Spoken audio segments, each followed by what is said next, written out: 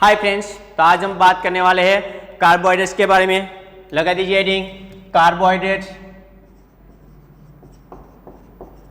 Carbohydrates पहले लिखिए definitions की, किसे कहते हैं तो याद रखिएगा, अगर कंपाउंड में पॉलीहाइड्रोक्सी ग्रुप है, क्या है पॉलीहाइड्रोक्सी ग्रुप, और इसके साथ दिया होगा एल्डिहाइड, यानी कि पॉलीहाइड्रोक्सी एल्डिहाइड और पॉलीहाइड्रोक्सी कीटोन, तो इसे कहते हैं हम कार्बोहाइड्रेट्स। अगर दूसरे शब्दों में कहें हम तो किसे कहते हैं carbohydrates? Molecule obtain from hydrolysis. For example sucrose, अगर हम सुक्रोज का हाइड्रोलिसिस करते हैं तो उसमें से मिलता है हमें ग्लूकोज एंड फ्रुक्टोज, जो हमारा कार्बोहाइड्रेट है। इसके आगे देखते हैं हम classification. Classification 3 types of classification करेंगे हम। इसमें पहला लिखिए ए करके लिखिए इसमें नंबर ऑफ शुगर यूनिट, इसमें कितने शुगर यूनिट है उसके बेसिस पे हम करेंगे उसका क्लासिफिकेशन। तो इसमें भी लिखिए फर्स्ट वन मोनोसेकेराइड। किसे कहते हैं मोनोसेकेराइड? अगर उसमें सिर्फ एक ही शुगर प्रेजेंट है, ओनली वन शुगर प्रेजेंट है, तो इसे कहते हैं हम मोनोसेकेराइड। उसके एग्जांपल देखने चाहे तो फॉर एग्जांपल ग्लूकोज, फ्रुक्टोज, ऐसे कई सारे एग्जांपल है जो हम लिख सकते हैं। इसके बाद देखते हैं सेकंड नंबर डाइसेकेराइड।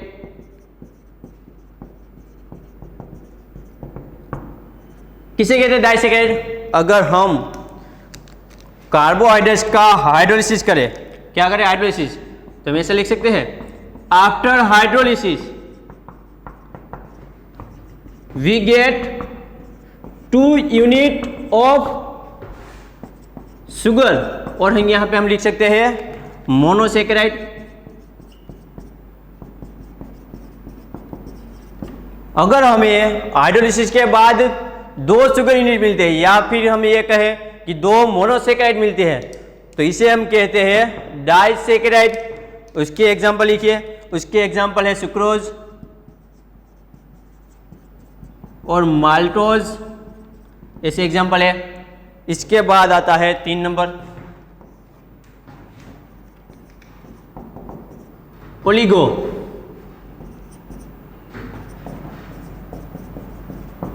ओलिगोसेकेराइड, यानी कि ओलिगोसेकेराइड किसे कहते हैं याद रखिएगा, ओलिगोसेकेराइड आता है, इसमें मोनोसेकेराइड के यूनिट होते हैं 3 से लेकर 10 तक। 3 से 10 तक जो भी कार्बोहाइड्रेट मोनोसेकेराइड मिलते हैं उसे कहते हैं हम ओलिगोसेकेराइड। इसके बाद लिखिए फोर्थ वन पॉलीसेकेराइड, यानी कि अगर हम किसी का हाइड्रोलिसिस करें उसमें से हमें मिलता है मोर देन 10 शुगर यूनिट, तो उसे हम कहते हैं पॉलीसेकेराइड। उसका एग्जांपल देखें तो हम क्या है starch and cellulose, starch and cellulose, तो ये एग्जांपल है पॉलीसेकेराइड के। ये बात की हमने नंबर ऑफ शुगर यूनिट के बारे में। आगे देखते हैं नंबर ऑफ कार्बन एटम।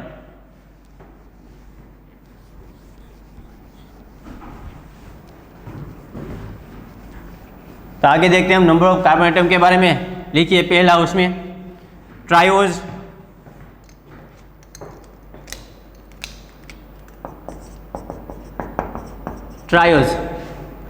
याद रखिएगा। अब कार्बोहाइड्रेट्स में नंबर ऑफ कार्बन एटम 3 है, नंबर ऑफ कार्बन एटम 3 है, तो इसे कहते हैं हम ट्रायोज। इसके बाद देखते हैं हम टेट्रोज। इसका मतलब क्या हुआ, इसमें नंबर ऑफ कार्बन एटम हो गए 4।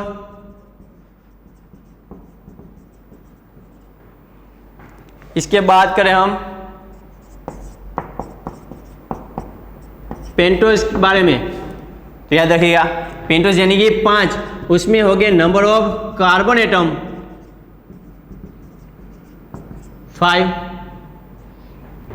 और आगे देखते हैं 4th नंबर, लास्ट वन हमारा हेक्सोज, यानी कि उसमें हो गए नंबर ऑफ कार्बन एटम 6। अगर 6 है तो हेक्सोज, 5 है तो पेंटोज, 4 है तो टेट्रोज एंड 3 है तो ट्रायोज। तो ये था क्लासिफिकेशन, लिखा ही नहीं हमने, यहाँ के लिख दीजिए। बी क्या था? ऑन द बेसिस ऑफ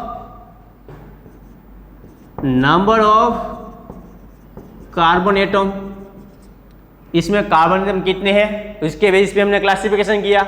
अब देखेंगे हम लास्ट वन यानी कि सी, ग्रुप्स। याद रखिएगा ग्रुप्स के डिपेंड में 2 है, आल्डोज यानी कि compound containing aldehyde group, compound containing aldehyde group, तो इसे कहते हैं हम आल्डोज। सेकंड लिखिए कीटोज, इसका मतलब क्या हुआ? Compound containing carbonyl group, compound containing ketone group, तो इसे कहते हैं हम आल्डोज एंड कीटोज। आल्डो का एग्जांपल देखें ग्लूकोज, इसका एग्जांपल देखें तो फ्रुक्टोज। तो ये था क्लासिफिकेशन ऑफ कार्बोहाइड्रेट्स। याद रखिएगा क्या था ये? Classification of carbohydrates. अब आगे देखते हैं, जैसे हमने देखा था एमिनो एसिड में, एमिनो एसिड में क्या देखा था कि सारे का सारे जो एमिनो एसिड है वो हैविंग एल कॉन्फ़िगरेशन, वैसे ही याद रखिएगा कार्बोहाइड्रेट्स में क्या बोल रहा हूं? कार्बोहाइड्रेट्स में naturally occurring carbohydrates having D configuration. कौन से? Naturally occurring. मैं सभी नेचुरली अकरिंग के बारे में बात कर रहा हूं, सिंथेटिक की बात नहीं कर रहा हूं। नेचुरली अकरिंग कार्बोहाइड्रेट जो होता है उसका होता है डी कॉन्फ़िगरेशन। जैसे हमने देखा कि एमिनो एसिड में स्टैंडर्ड यूनिट कौन सा था? सीरीन, वैसे ही कार्बोहाइड्रेट्स का बेसिक यूनिट होता है ग्लिसरॉल्डिहाइड। क्या होता है? ग्लिसरॉल्डिहाइड। तो चलो देखते हैं हम, आज हम देखेंगे ग्लिसरॉल्डिहाइड यानी कि 3 कार्बन होते हैं ट्रायोज, उसमें से देखेंगे टेट्रोज, पेंटोज एंड हेक्सोज तक देखेंगे आप। तो लिखिए पहले यहाँ पे glyceraldehyde CHO, OH H CH2H, तो ये क्या है? ग्लिसरॉल्डिहाइड। हमें कैसे पता चलेगा ये डी है एल? तो याद रखिएगा ये OH होता है, highest chiral central configuration having OH। वो कहाँ पे होना चाहिए? राइट साइड में। अगर वो राइट साइड है तो डी कॉन्फ़िगरेशन, अगर वो लेफ्ट साइड है तो एल कॉन्फ़िगरेशन होता है। इसका नाम है ग्लिसरॉल्डिहाइड, लेकिन कैसा? D glyceraldehyde. देखिए इसमें नंबर ऑफ कार्बन एटम कितने हैं? 1 2 3, तो इसे हम ट्रायोज कह सकते हैं। ट्रायोज, देखिए ट्रायोज में से अब हम बनाने वाले हैं टेट्रोज। ट्रायोज में से हम बनाने वाले हैं टेट्रोज। देखिए कैसे बनता है, पहले जैसे था वैसे ही लिखना, सिर्फ एक ही कार्बन बढ़ाना है। यहाँ पे एक कार्बन बढ़ा देंगे तो यहाँ पे CHO ग्रुप है, यहाँ पे CH2H OH H, पहले तो वैसे ही यहाँ पे लिख देंगे हम CHO OH H CH2H। अब हम क्या करेंगे, इसमें आएगा अब OH और H, एक कार्बन पे हम OH और H मुकने वाले हैं। तो देखिएगा एक बार हम मुकेंगे राइट साइड में OH, एक बार मुकेंगे हम यहाँ पे लेफ्ट साइड में OH। तो याद रखिएगा एक बार सिर्फ हमें करना इतना है, जो पहले का स्ट्रक्चर है वैसे लिख देना है, इसके अप साइड एक कार्बन बढ़ाना है और उसमें एक बार राइट साइड पे OH लिखना है, एक बार लेफ्ट साइड में OH लिखना है। तो देखिए यहाँ पे दोनों OH सेम साइड है, तो इसे हम क्या कहते हैं? डीइरीथियोज, ये क्या है, ऑपोजिट साइड, इसलिए इसका नाम है डीथियोज। देखिए इसमें नंबर ऑफ कार्बन एटम कितने हैं, 1 2 3 4, ये था ट्राइओज। अब ये है टेट्रोज। अब हम इसमें एक कार्बन और बढ़ाने वाले हैं। देखिए कोई भी एक कंपाउंड में से दो कंपाउंड बन रहे हैं, एक तरफ राइट साइड में OH, एक तरफ लेफ्ट साइड में, वैसे ही अब इसमें से दो बनने वाले हैं।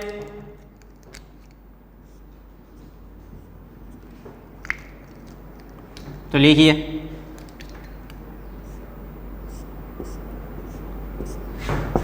पहले ये कंपाउंड ऐसे लिखना है हमें, CHO, OH OH H H, वैसे यहाँ पे भी लिख देते हैं हम CHO, यहाँ पे OH OH H H CH2OH, वैसे ही इसमें भी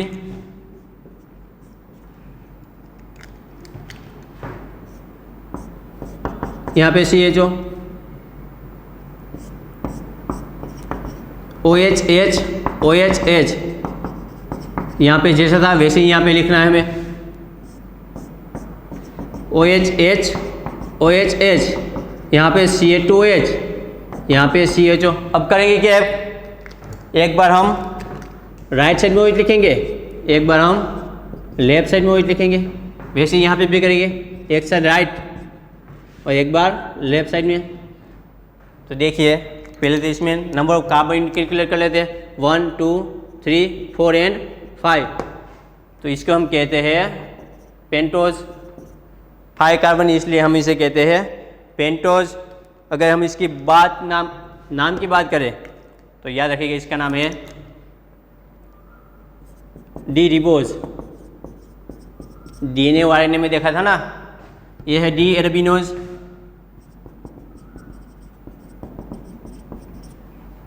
इसकी बात करें तो हम डी जाइलोज, इसकी बात करें तो हम D लायोज।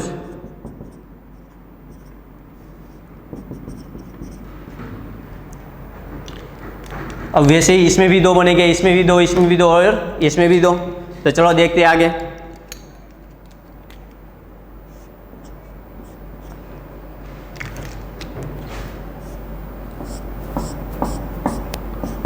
CH2OH OH OH OH, यहाँ पे H H H, यहाँ पे CHO, वैसे ही यहाँ पे लिख देते हैं,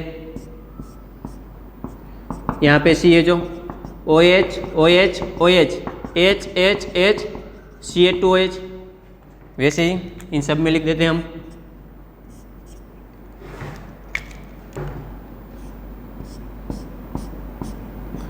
यहाँ पे CH2OH OH OH H CHO, यहाँ पे OH H H,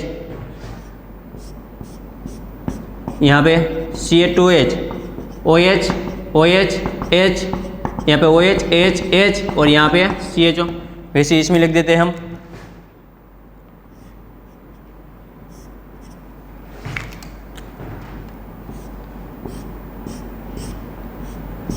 यहाँ पे CH2OH OH H OH H OH H, यहाँ पे CHO CH2OH OH H OH H OH H, यहाँ पे CHO, वैसे इसमें लिख देते हैं हम।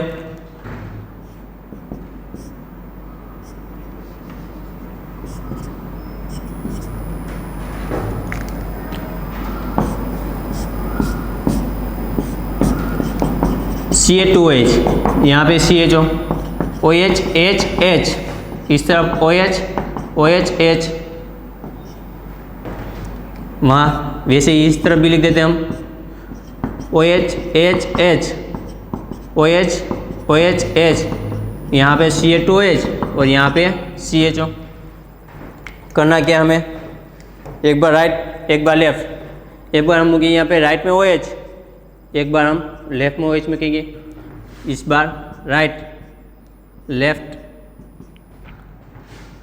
राइट लेफ्ट हो गया, राइट लेफ्ट राइट लेफ्ट, यहाँ पे राइट में, यहाँ पे लेफ्ट में OH, याद रखिएगा इसका नाम। इसका नाम याद रखेगा डी एलोज, इसका नाम है डी एट्रोज, इसका नाम है डी ग्लूकोज, डी मेनोज। अब अगला पेन से लिखते हैं डी ग्यूलोज, डी इंडोज,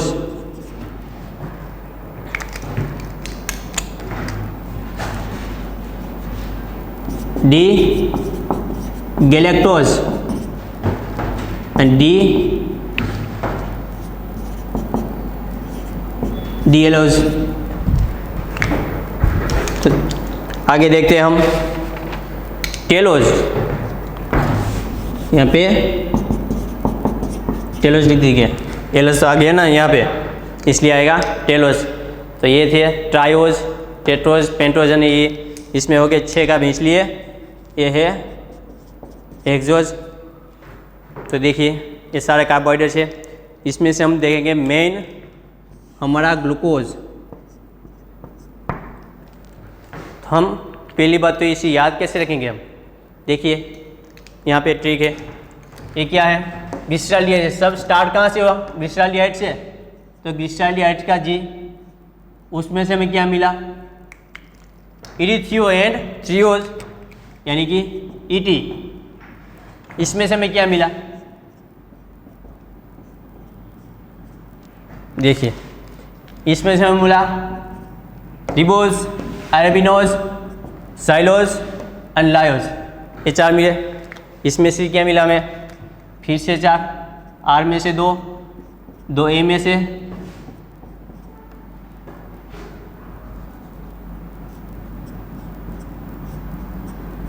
दो एक्स में से, एलोज, एट्रोज, ग्लूकोज, मेनोज, ग्यूलोज। इसके बाद हमें क्या मिला इंडोज, देन गैलेक्टोज एंड टेलोज। तो यह इसकी ट्रिक कैसे याद रखेंगे, तो गेट जी टी, जी में से मिलता है हमें ई टी, और ई टी में से हमें मिलता है ई में से मिलता है आर ए, इसमें मिलता है हमें एक्सेल। ये हो गया। बाकी इसकी इसे कैसे याद रखेंगे, तो याद रखिएगा दोनों की पेयर बना दो A A G M G T, sorry G I and G T. कैसे याद रखेंगे A A G M G I G T, G M G I G T. तो ये था हमारा ट्रायोज से लेके एक्सिक तक।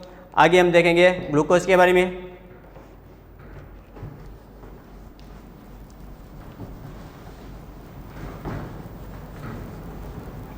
अब आगे हम देखने वाले हैं आवर्त स्ट्रक्चर ऑफ ग्लूकोज, ग्लूकोज का आवर्त स्ट्रक्चर।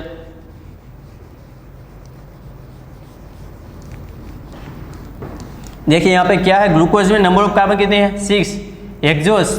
तो याद रहेगा अगर कार्बन 6 है तो इसमें 6 में रिंग बनेगी, अगर इसमें कार्बन 5 है तो 5 में रिंग बनेगी। इसका मतलब ये हुआ एक्सोस है तो 6 में रिंग, पेंटोज है तो 5 मेंबर रिंग जनरेट होगी। तो चलो देखते हैं आवर्त स्ट्रक्चर ऑफ ग्लूकोज। अब हम आगे देखने वाले हैं आवर्त प्रोजेक्शन फॉर्मूला। लगा दीजिए लिंक। आवर्त प्रोजेक्शन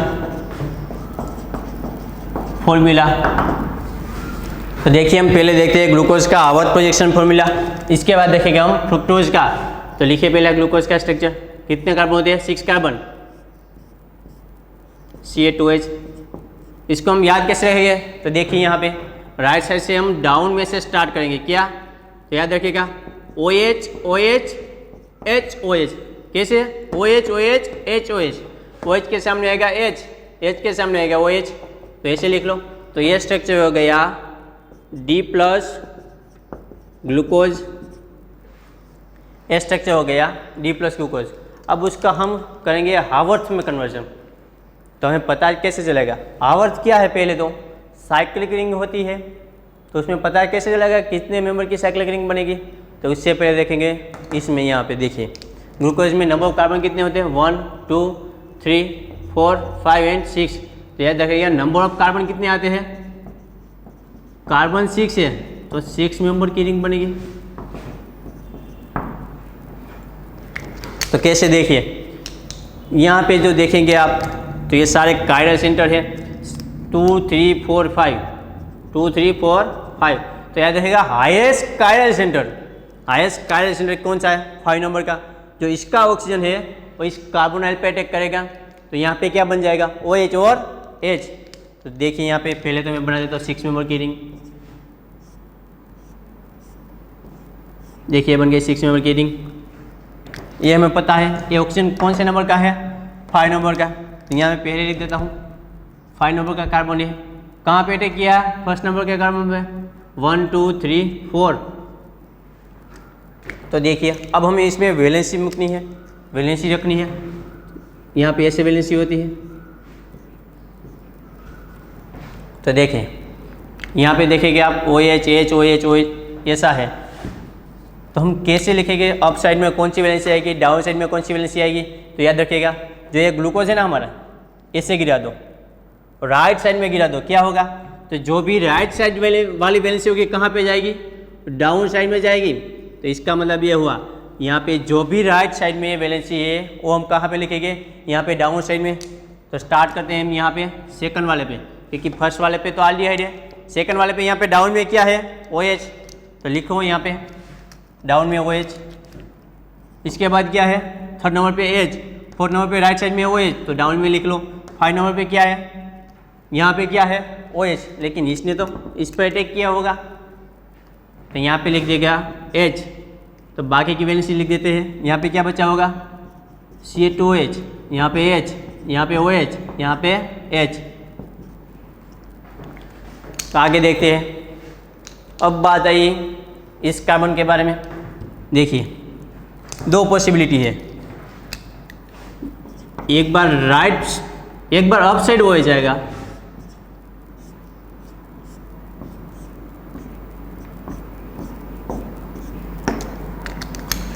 यहाँ पे ये तो सेम ही है सब।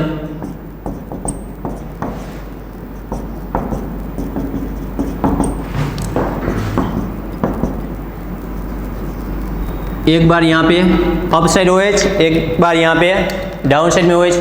तो याद रखिएगा दो ग्लूकोज के फॉर्म बने। तो याद रखिएगा अगर यहाँ पे जो OH होता है, फर्स्ट नंबर के कार्बन पे जो OH होता है वो अप साइड होता है तो उसे हम कहते हैं बीटा डी ग्लूकोज। अगर वो अप साइड है तो बीटा, डाउन साइड में है तो अल्फा डी ग्लूकोज। यहाँ पे 6 मेंबर सैचुरेटेड हेटेरोसाइक्लिक बन रही है, कौन सी, ऑक्सीजन कंटेनिंग। तो इसे कहते हैं हम पायरेनोज। तो उसका दूसरा भी नाम है बीटा डी ग्लूको पायरेनोज। इसका नाम क्या होगा, अल्फा डी ग्लूको पायरेनोज। तो ये दो नाम है। फर्स्ट नंबर के कार्बन पे OH अप साइड है तो बीटा, डाउन साइड में है तो अल्फा। और जो फर्स्ट नंबर का कार्बन है उसे हम कहते हैं एनोमेरिक कार्बन। क्या कहते हैं, एनोमेरिक कार्बन। ये वाला इसकी बात कर रहा हूँ, ये एनोमेरिक कार्बन। तो ये था आवर स्ट्रक्चर। इसके बाद देखेंगे हम फ्रुक्टोज में भी, ये ग्लूकोज का था। अब देखते हैं आगे हम फ्रुक्टोज का। जितने नंबर ऑफ कार्बन हो गए इतनी रिंग फॉर्म होगी। अगर 6 कार्बन है तो 6 मेंबर रिंग, 5 कार्बन है तो 5 मेंबर रिंग।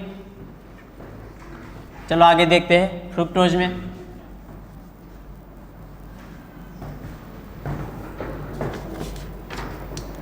फ्रुक्टोज का स्ट्रक्चर लिखिए, CH2OH, यहाँ पे कार्बोनाइल होगा, बाद में 1 2 3 तो OH OH H, यहाँ पे आएगा OH H H। जैसे हम ग्लूकोज में करते थे, स्टार्ट कहाँ से करते थे, डाउन साइड में OH OH H, यहाँ पे आ गया कार्बोनाइल और यहाँ पे लिख देते हम CH2OH। देखिए इसमें नंबरिंग कहाँ से होगा, प्रायोरिटी ऑर्डर में कार्बोनाइल आगे आता है तो नंबरिंग हम इस तरफ से देंगे 1 2 3 4 5 एंड 6। देखिए अब इसकी बात करते हैं हम, तो ये हमारा कायरल सेंटर है, ये कायरल सेंटर है, ये कायरल सेंटर है। अब क्या होगा, हाईएस्ट जो कायरल सेंटर होता है ये वाला, तो इसकी ऑक्सीजन के लोन पेयर इस कार्बोनाइट पे अटैक करेगी। तो कितनी मेंबर रिंग जनरेट हुई, 1 2 3 4 एंड 5 मेंबर रिंग जनरेट हुई। ग्लूकोज में वैसे ही 6 मेंबर रिंग जनरेट होती थी, फ्रुक्टोज में कैसी हो रही है, 5 मेंबर रिंग जनरेट हो रही है। तो इसलिए यहाँ पे बनेगी सैचुरेटेड 5 मेंबर रिंग। देखिए इस तरह, तो याद रखिएगा इसमें भी सेम ही पॉसिबिलिटी है, एक बार OH डाउन में आएगा, एक बार OH अप साइड आएगा। तो याद रखिएगा, लिखिए यहाँ पे आगे OH H, यहाँ पे OH H, यहाँ पे लिखिए आगे H CH2H, यहाँ पे है डाउन साइड में यानी कि अल्फा फ्रुक्टोज,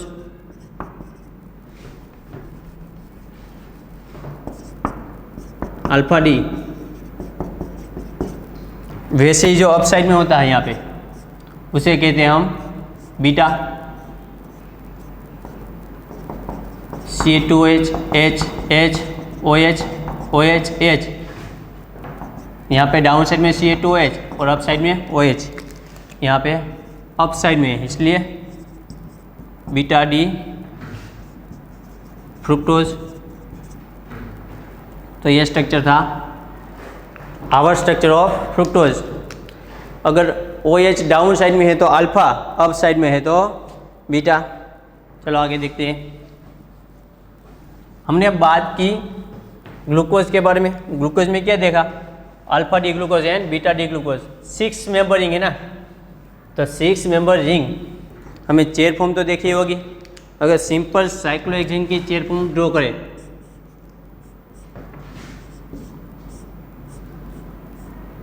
तो ऐसे फॉर्म में यूज होती है। अगर इसकी उल्टी बात करें हम, इसे कहते हैं हम चेयर और इसे हम कहते हैं इन्वर्ट चेयर। तो याद रखेगा जो कार्बोहाइड्रेट्स में यानी कि जो ग्लूकोज होता है वो चेयर फॉर्म में नहीं, किस फॉर्म में एग्जिस्ट होती है, इन्वर्ट चेयर में एग्जिस्ट होती है। तो पहले तो हम लिखते हैं यहाँ पे alpha D glucose and beta D glucose का स्ट्रक्चर।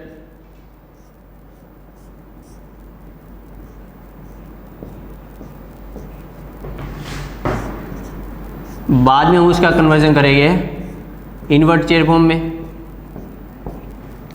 देखिए ये तो सब में कॉमन ही था, क्या यहाँ पे C2H H, यहाँ पे H OH H OH OH H OH H। इसके अलावा बात कर रहा हूँ, ये सारा कॉन्फ़िगरेशन सेम ही होगा। तो यहाँ पे लिख दिए C2H H H OH, यहाँ पे H OH OH H। एक बार हमने यहाँ पे डाउन साइड में लिखा है, इसका मतलब ये हुआ ये कौन सा है, अल्फा डी ग्लूकोज। यहाँ पे हम अप साइड में लिख देते हैं यानी कि ये हमारा बीटा डी ग्लूकोज। 6 मेंबर यानी कि चेयर फॉर्म में कन्वर्ट करते हैं। चलो इन्वर्ट चेयर।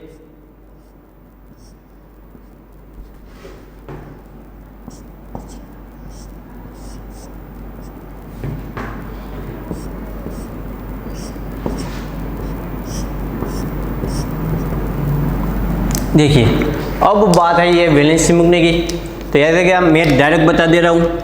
अगर अल्फा डी ग्लूकोज है, क्या है अल्फा डी ग्लूकोज, तो जो हमारा एनोमेरिक कार्बन है यहाँ पे भी एनोमेरिक कार्बन होगा। अगर अल्फा है तो जो यहाँ पे OH है एनोमेरिक कार्बन वाला, वो एक ही वैलेंसी सिर्फ यहाँ पे एक्सियल में OH आएगा, बाकी सारी की सारी जो यहाँ पे OH OH CH2H है सब की सब आएगी इक्विटोरियल में। तो इसकी इक्विटोरियल्सी इस तरफ आती है तो यहाँ पे OH, इसकी इक्विटोरियल्सी अप साइड में आती है तो यहाँ पे OH, इसकी इक्विटोरियल डाउन साइड में आती है तो यहाँ पे OH, इसकी इक्विटोरियल्सी यहाँ पे अप साइड में आती है, क्या है यहाँ पे CH2H, तो यहाँ पे CH2H। तो ये है alpha D glucose chair form है। अब बीटा की बात करें तो याद रखिएगा अल्फा में सिर्फ एक ही एक्सियल वैलेंसी में आएगा, बीटा में सारी की सारी वैलेंसी कहाँ पे आएगी, इक्विटोरियल में। यहाँ पे इक्विटोरियल वैलेंसी अप साइड होती है, इसकी इक्विटोरियल वैलेंसी डाउन में, यहाँ पे अप इक्विटोरियल वैलेंसी, यहाँ पे डाउन में इक्विटोरियल वैलेंसी होती है। यहाँ पे CH2H अप साइड में आएगा। तो देखिए यहाँ पे दो फॉर्म जनरेट हुए ना, alpha and beta D glucose. देखिए जनरेट हुए दोनों, लेकिन हमें पता कैसे चलेगा इन दोनों में से मोस्ट स्टेबल कौन है? तो याद रखेगा, अगर हम चेयर फॉर्म की बात करते हैं तो जो बल्की ग्रुप होता है वो इक्विटोरियल पोजीशन में रहना पसंद करते हैं। अगर यहाँ पे देखेंगे एक वैलेंसी OH है तो दूसरी वैलेंसी यहाँ पे इक्विटोरियल में कौन सी होगी? H। यहाँ पे इक्विटोरियल वैलेंसी OH है तो डाउन में होगा एक्सियल में H। तो आप देखेंगे यहाँ पे इक्विटोरियल में H है और यहाँ पे इक्विटोरियल में OH है, तब बता सकते हैं इनमें से दोनों में से कौन बल्की ग्रुप है? OH बल्की ग्रुप है। इसका मतलब ये हुआ अल्फा डी ग्लूकोज के ज़्यादा स्टेबल बीटा डी ग्लूकोज है, यानी कि ये फॉर्म ज़्यादा फॉर्म होगा, ये उससे कम होगा। याद रखेगा अल्फा और बीटा में से पूछे दोनों में से स्टेबल कौन है, तो कौन स्टेबल है? याद रखेगा बीटा डी ग्लूकोज, और इसके परसेंटेज है 74% बनता है बीटा डी ग्लूकोज एंड 26% बनता है अल्फा डी ग्लूकोज। तो ये थी इन्वर्टेड चेयर फॉर्म में ग्लूकोज का स्ट्रक्चर अल्फा एंड बीटा। क्या याद रखेंगे? बीटा है तो सारी की सारी जो भी वैलेंसी वो इक्विटोरियल में रख देंगे।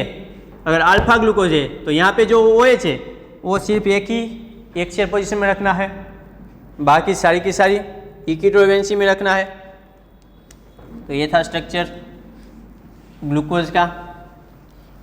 आगे हम बात करते हैं मीटा रोटेशन के बारे में। किसे कहते हैं मीटा रोटेशन?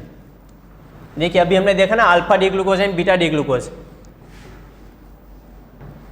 देखिए आप ध्यान से देखेंगे तो ग्लूकोज है उसमें कायरल सेंटर है। कायरल सेंटर है यानी कि ऑप्टिकल एक्टिव कंपाउंड होगा। अगर वो ऑप्टिकल एक्टिव है तो जब हम पोलरीमीटर में डालते हैं तो उसका रोटेशन या लेफ्ट साइड होगा या राइट साइड, देखते हैं चलो। मीटा रोटेशन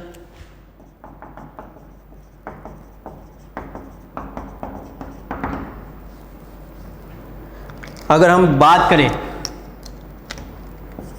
अल्फा डी ग्लूकोज के बारे में तो याद रखिए उसकी ऑप्टिकली एक्टिविटी यानी कि ऑप्टिकल रोटेशन उसका होता है +112 डिग्री 0.2 डिग्री। ये क्या है? ऑप्टिकल रोटेशन जब हम पोलरीमीटर में डालते हैं।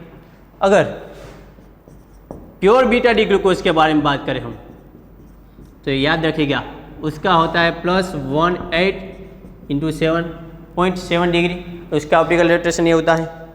अगर प्योर अल्फा है तो 112.2, अगर बीटा है तो 18.7। लेकिन याद रखिएगा जब भी हम alpha D glucose plus beta D glucose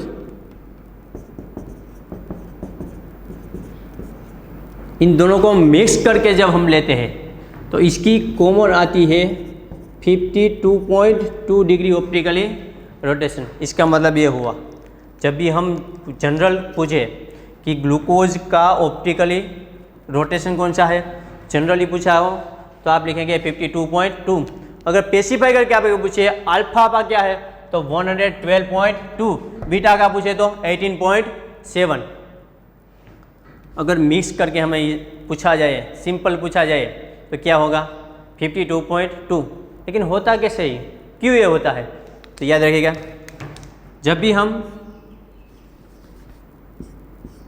alpha D glucose alpha ही यानी कि एक जो OH होगी वो एक्सियल वैलेंसी में होगी, बाकी सारी की सारी कहाँ पे होगी? इक्विटोरियल में।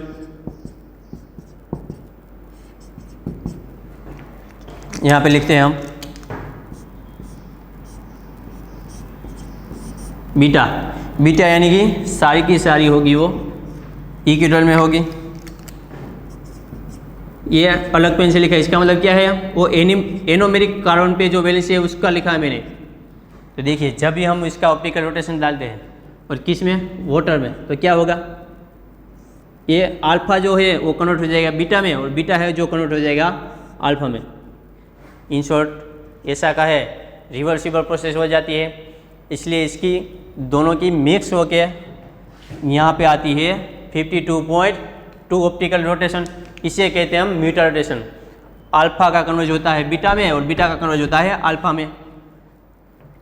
चलो आगे देखते हैं। तो ये था म्यूटा रोटेशन।